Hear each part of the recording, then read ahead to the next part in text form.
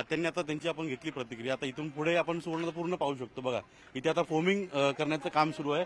फोमिंगसाठी इथं तयारी सुरू आहे, कारण का आणखीन आग जी आहे ती आतमध्ये वाढू नये आणि अत्यंत जीव धोक्यात घालून हे सगळे अग्निशमन दलाचे जवान जे आहेत ते काम करतायत, कारण का इथे अजूनही स्फोटाचे छोटे मोठे आवाज जे आहेत ते येत आहेत आणि या परिस्थितीमध्ये धुराचे लोट असताना इथं कशा रीतीनं काम करणं हे अत्यंत जिक्रीचं आहे। त्यामुळे इथं मोठ्या प्रमाणात केमिकलचा वास देखील येऊ लागलेला आहे आणि त्यातूनच पुढे कशा रीतीनं इथं काम सुरू आहे ते देखील आपण पाहू शकतो।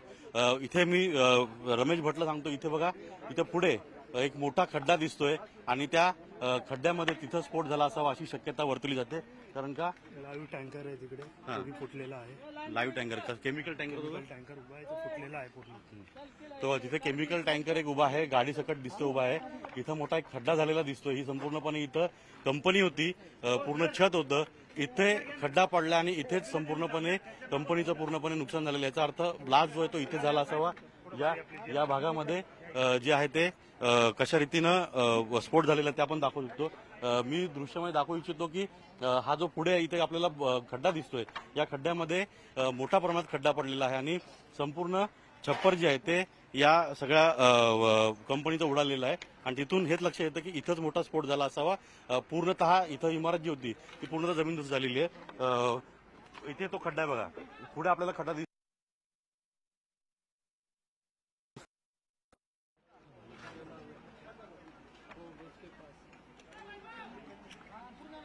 मृतदेह जे आहेत ते आता इथं सापडू लागलेले आहेत आणि मोठ्या प्रमाणात जे आहे ते बचाव कार्य सुरू आहे।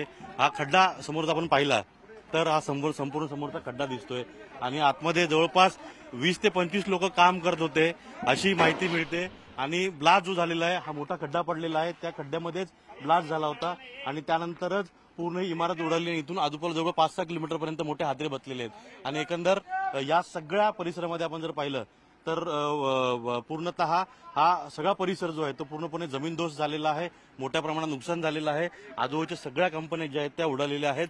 आता इथल्या जिथं स्फोट झालेला आहे तिथं जवळपास 20 ते 25 लोक काम करत होते, त्यातल्या 2 महिला जे आहेत त्यांना जिवंत बाहेर काढलं गेले आणि एक मृतदेह सापडलेला आहे। तर आणखीन इथं आजूबाजूच्या कंपनी ज्या आहेत त्या कंपन्यांचं मोठ्या प्रमाणात नुकसान झालेलं आहे।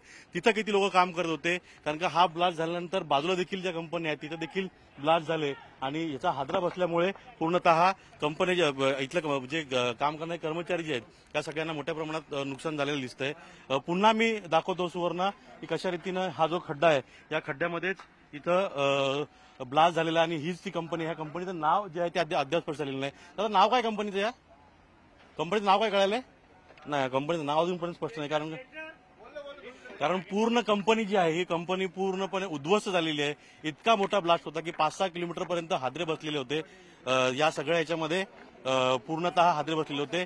जवळपास 2 मृतदेह जे आहेत ते इथं सापडल्याची शक्यता आहे आणि त्यामुळे 2 महिला जे आहेत ते जखमी त्यांना बाहेर काढलं गेले।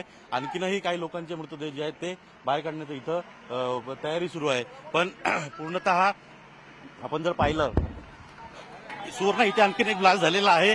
आता पुन्हा एकदा आवाज आलेला आहे आणि एकदा आपण पाहिलं पुन्हा एक ब्लास्ट झालेला आहे आणि कशामुळे हा ब्लास्ट झाला हे सांगता येत नाही, पण कशा रीतीनं हा संपूर्ण भाग जो आहे तो अजूनही धोक्याचा आहे हे यावरून लक्षात येतंय।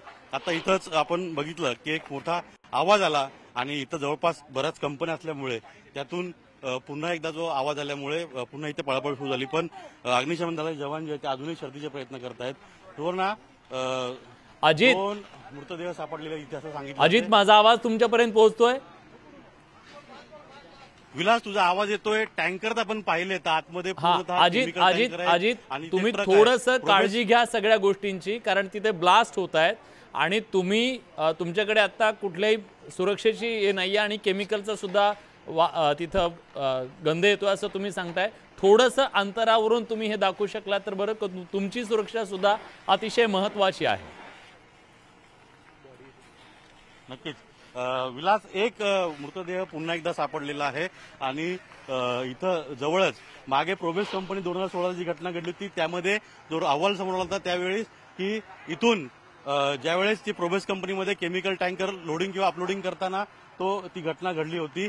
तसाच प्रकार इथे घडला असावा का अशी शक्यता निर्माण होते. कारण का आतमध्ये आपण जर पाहिलं तर एक टँकर जो आहे तो टँकर तिथे उभा आहे आणि 5-6 बॉयलर जे आहेत त्या आजूबाजूला लागलेले आहेत. पूर्णतः इकडे सगळं पाहिलं तर त्यामध्ये अजित मी येतो तुमच्याकडे, पण आता इथले विद्यमान खासदार जे आहेत, लोकप्रतिनिधी डॉक्टर श्रीकांत शिंदे यांची प्रतिक्रिया येते, ते आपण ते पटकन ऐकूया आणि लगेच तुमच्याकडे येतो.